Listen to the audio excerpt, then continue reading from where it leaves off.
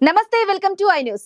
భారత పర్యటనకు వచ్చిన రష్యా అధ్యక్షుడు వ్లాదిమిర్ పుతిన్ కు భారత ప్రధానమంత్రి నరేంద్ర మోదీ ఊహించని బహుమతి ఇచ్చి ఆశ్చర్యానికి గురిచేశారు.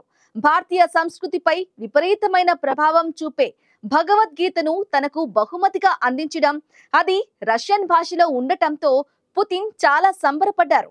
భగవద్గీత గురించి తాను విన్నానని, ఇప్పుడు తనకు దాన్ని చదివే అవకాశం వచ్చిందని పుతిన్ అభిప్రాయపడ్డారు.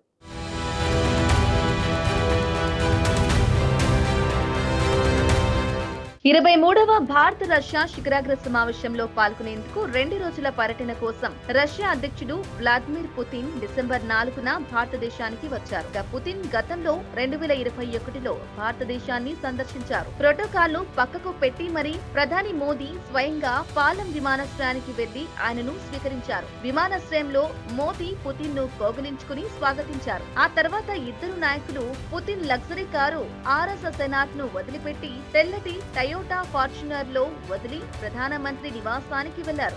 అక్కడ రష్యా అధ్యక్షుడి గౌరవార్థం ఒక ప్రైవేటు విందు ఏర్పాటు చేశారు. ఈ విందు సందర్భంగా ఎవరు ఊహించని సంఘటన చోటు చేసుకుంది. విదేశీ ప్రముఖులు వచ్చినప్పుడు వారికి భారతదేశానికి సంబంధించిన ఓ జ్ఞాపిక ఇవ్వడం సంప్రదాయం. అయితే ఈసారి జ్ఞాపికగా ఏకంగా భగవద్గీతను ప్రధాని మోదీ అందించారు. కేవలం పుతిన్ కోసం ప్రత్యేకంగా భగవద్గీతను రష్యా భాషలో ముందే అనువదించి పెట్టారు.